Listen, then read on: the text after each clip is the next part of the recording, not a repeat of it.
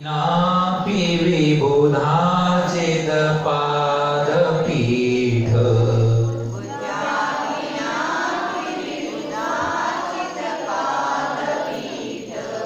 बुद्ध्या विनापि विबुधा चिदपादपीठ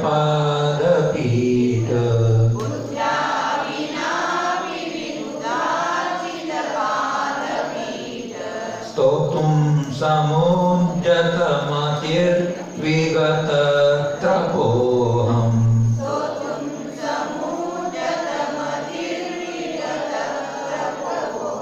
स्तोतुं समुद्यतमतिर्विगतत्रपोऽहम्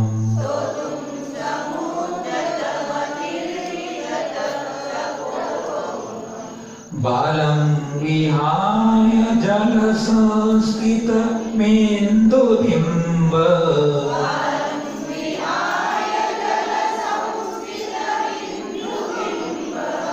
मन्यः क एच्छति जनः सहसा ग्रहीतुम्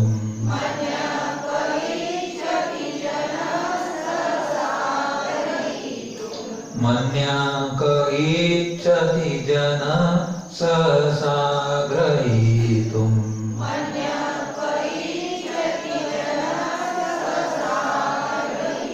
बोलिए आप लोग।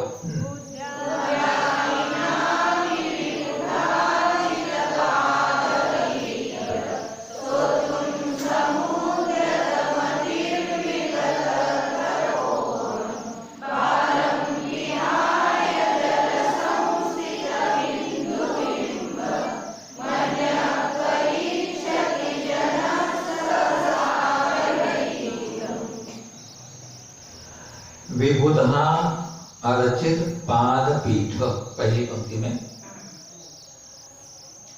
यह एक संबोधन वाक्य है। भगवान को संबोधन कर रहे हैं मातुंगाचार्य भगवंत।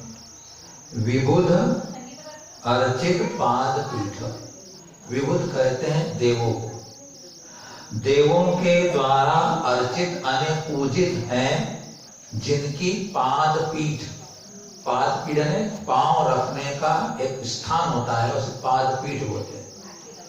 जब भगवान समुद्र में विराजमान होते हैं तो जिस पीठ पर पांव रखकर ऊपर विराजमान होते हैं तो पाद पीठ जो देवों के द्वारा पूजित है। तो विबुध अने देव, उनके द्वारा अर्चित पाद पीठ, ऐसा भगवान को संबोधन किया। बुद्धिया विनापि, बुद्धिया यानी बुद्धि से, विना यानी रहित, अपि यानी भी, बुद्धि से रहित भी। दूसरी पंक्ति में अंत में अहम यानी मैं, बुद्धि से रहित भी, अहम यानी मैं, विगत त्रपः, विगत यानी रहित, त्रपः यानी लज्जा, लज्जा से रहित। स्तोतुम, स्तुति करने के लिए, स्तोतुम स्तुति करने के लिए, समुद्धत मति, मैं उद्यत मति वाला हुआ हूं। मतलब क्या हुआ कि बुद्धि से रहित हुआ भी मैं, लज्जा से रहित होकर स्तुति करने के लिए मैं उद्यत मति वाला हुआ हूं। ये दो पंक्ति का अर्थ है। फिर उसके लिए उदाहरण देकर बता रहे हैं कि जल संस्थितम इंदु बिंब, इंदु निकलेगा उसमें से, जल में स्थित इंदु माने चंद्रमा के प्रतिबिंब, बिंब माने उसका छाया पड़ती जो, जल में स्थित इंदु माने चंद्रमा के बिंब को बालम विहाय, बालक को छोड़कर, विहाय छोड़कर, बालक माने बालक, बालक को छोड़कर, अन्य अन्य क अन्य कौन, जन अन्य मनुष्य, कौन अन्य कौन मनुष्य सहसा ग्रहीतुम इच्छति, ग्रहण करने के लिए, पकड़ने के लिए इच्छित होता है। यानी जल में स्थित जो चंद्रमा का प्रतिबिंब होता है तो उसको बालक को छोड़कर अन्य कौन मनुष्य होता है जो उसे सहसा ग्रहण करने के लिए इच्छा करेगा। तो यहाँ अब विचार करते हैं कि यहाँ क्या भक्ति के रूप में मातुंगाचार्य कहना चाहते हैं। सबसे पहले अपने विचार कर लें कि जो भगवान तीर्थंकर के द्वारा संबंध को प्राप्त हो जाती है, उनके संयोग को प्राप्त हो जाती है, वह वस्तु भी पूजनीय हो जाती है। सबसे बड़ी बात ये देखना है, तीर्थंकर भगवान केशलोच करते हैं तो केशलोच भी देवों के द्वारा पूजे जाते हैं। जिन माता पिता से भगवान ने जन्म लिया वो माता पिता भी पूजनीय हो जाते हैं। तो तीर्थंकर के पास समोषण की रचना भी पूजनीय हो जाती है। तो तीर्थंकर का जिसने सहारा लिया, संपन्न प्राप्त किया, वो पूजित हो जाता है।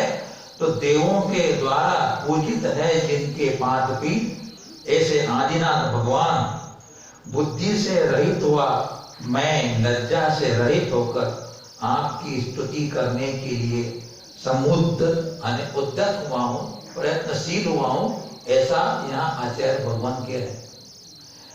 इस पंक्ति के द्वारा अपनी लघुता बता रहे कि मेरे पास कोई ज्ञान ज्यादा नहीं, बहुत ज्यादा बुद्धि मेरी नहीं हुई, मैं तो लज्जित होता हूँ। विद्वानों के सामने मैं तो लज्जा का पात्र बनता हूँ जो आपकी स्तुति करने के लिए तैयार हो रहा हूँ। उदाहरण दिया कि अपन देखते भी हैं कि अगर थाली में अपन पानी भर दो तो कभी रात्रि का समय पूर्णिमा का हो और चंद्रमा को प्रतिबिंब में पड़े तो छोटा बालक जो होगा अज्ञानी, तो वो एकदम उसको खिलौना समझ के पकड़ने के लिए दौड़ जाता है।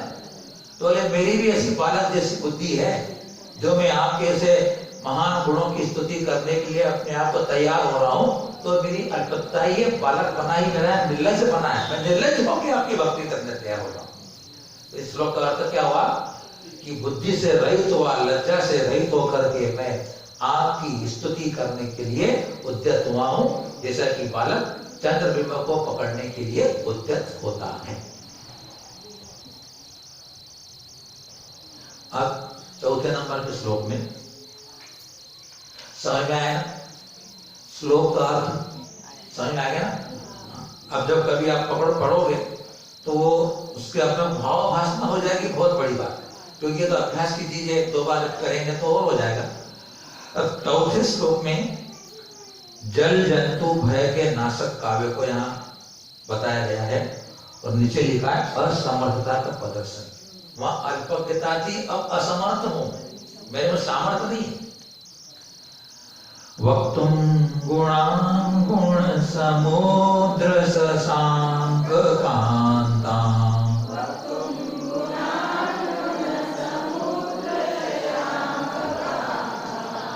कस्ते क्षमा सुर गुरु प्रतिमो विपूज्या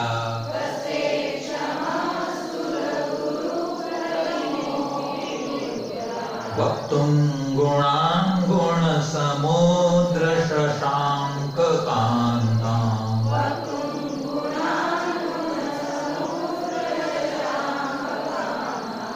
कस्ते क्षमा सुर गुरु प्रतिमो विपूज्या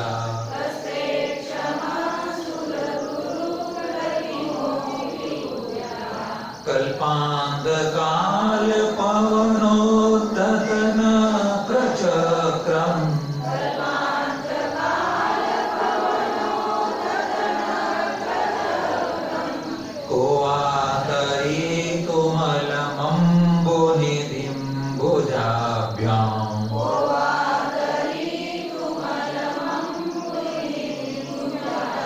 कल्पांत काल पवनोद्धतन प्रचक्रम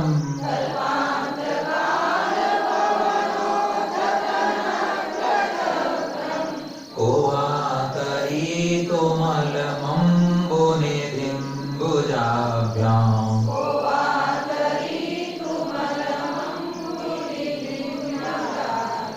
जब अर्थ बताए ना, आप ध्यान किताब पे दीजिए, आप शब्दों पे ध्यान दीजिए। आप अभी हमको देखना नहीं, किताब में देखना, तो आपको भावना लगेगी किस शब्द का क्या अर्थ हो रहा है ना। तो इस श्लोक में भी गुण समुद्र संबोधन वाक्य भगवान को संबोधन कर रहे हैं कि आप कैसे हो, गुणों के समुद्र हो, अर्थात आपके अंदर असीम गुण है जिनका कोई पारावार नहीं, ऐसे गुण समुद्र। शशांक, अब गुण कैसे हैं? शशांक कांतान गुणान। शशांक यानी चंद्रमा के समान जो कांता उज्जवल है, सुंदर है, स्वच्छ है। चंद्रमा के कांति के समान जो उज्जवल है, मनोहर है, ऐसे गुणान अनेक गुणों को क्या ते, जैसे दूसरी पंक्ति में ते यानी आपके चंद्रमा की कांति के समान वाले सुंदर गुणों को वक्तुम माने कहने में, वक्तुम माने वर्णन करने में, कहने में, बुद्धिया बुद्धि से, सूर गुरु, सूर अन्य देव, उनका गुरु अन्य बृहस्पति, देवों का गुरु होता है बृहस्पति। तो बृहस्पति के प्रतिमा अन्य समान, प्रतिमा उसके समान, बृहस्पति के समान भी क्षमा कौन सक्षम हो सकता है? यानी आपके चंद्रमा के समान कांति वाले गुणों को कहने में जो बुद्धि से बृहस्पति के समान रखता है, क्या वह भी समर्थ हो सकता है? नहीं हो सकता। यानी जिसके पास बृहस्पति के वजह से असीम बुद्धि है, इतना ज्ञान है, ऐसा वह जिसके पास बुद्धि हो वह भी आपके गुणों का बखान नहीं कर सकता, आपके गुणों की प्रशंसा नहीं कर सकता, आपके गुणों का गुणगान नहीं कर सकता है। ऐसे आपके गुण हैं। उदाहरण देके बता रहे हैं कि कल्पांत काल पवन उद्धत नत्र चक्र। कल्पांत काल अने प्रलय काल, प्रलय को मचा देने वाली, प्रलय कर देने वाली ऐसी पवन अने वायु, उससे उद्धत अने उछलते हुए कौन? नक्र चक्रम। नक्र चक्र कहते हैं मगरमच्छों को। नक्र चक्र क्या है? मगरमच्छ, घड़ियाल आदि। तो कल्पांत काल ने प्रलय काल की पवन अने वायु से उछलते हुए नक्र चक्र ने मगरमच्छों से सहित। अब नीचे पंक्ति देखो, अम्बु निधि। अम्बु कहते जल को, निधि यानी उसका समूह, तो जल का समूह सागर होता है ऐसा। तो ऐसा समुद्र भुजाभ्याम अने दो भुजाओं से तरितुम अने तैरने में अलम अने समर्थ कौन होगा? कौन पुरुष समर्थ हो सकता है? जिस समुद्र में प्रलय मचा देने वाली भयंकर वायु चल रही हो, उस वायु से उस समुद्र में तूफान आ गया, और तूफान आने से जो उसमें भयंकर जीव जंतु, जल जंतु है, घड़ियाल है, मगरमच्छ है, वो उछल करके ऊपर आ गए हैं। नहीं तो नीचे रहते थे वो, लेकिन वायु से ऊपर आ गए। उस समुद्र को कौन पुरुष ऐसा होगा जो अपने भुजाओं से तैरने में समर्थ होगा? क्या कोई समर्थ हो सकता है? ऐसे भयंकर समुद्र को कोई भी सामान्य मनुष्य भुजाओं के द्वारा नहीं पार कर सकता। वैसे ही भगवान आपके ऐसे असीम समुद्र के समान गुण है, जो चंद्रमा की कांति को लिए हुए हैं, उनके गुणों को कहने में, उनका व्याख्यान करने में कोई भी बुद्धिमान व्यक्ति भी समर्थ नहीं हो सकता है। यह भगवान के गुणों का गुणानुवाद। देखो, भक्ति का मतलब क्या होता है? गुणेषु अनुराग भक्ति। यहाँ जितनी हम गुणों की प्रशंसा करेंगे, गुणों का गुणानुवाद करेंगे, गुणों का कथन करेंगे, उतने हमारे गुण प्रकट होंगे। भगवान तो भगवान बन गए, उनको उनकी प्रशंसा से, उनकी स्तुति से, उनकी भक्ति से कोई लेना देना नहीं है। हम स्वार्थी हैं, हम दुखी हैं, हमारे गुण नहीं है, हम अवगुणी हैं। हम अवगुणों को प्रकट करने के लिए भगवान के चरणों में आए, उनके गीत गा रहे हैं, उनके भजन गा रहे हैं कि भगवान तुम्हारे गुणों का गुणानुवाद करके मेरे अंदर भी ये गुण प्रकट हो जाए, इसलिए मैं आपकी भक्ति करने के लिए उद्यत हुआ हूं। ऐसा इन दो श्लोकों का अर्थ है। बहुत अच्छी तरह से आप बड़े ध्यान से सुन रहे हैं। आप सबसे विभूत है। आप सबके लिए मंगलाशीर्वाद।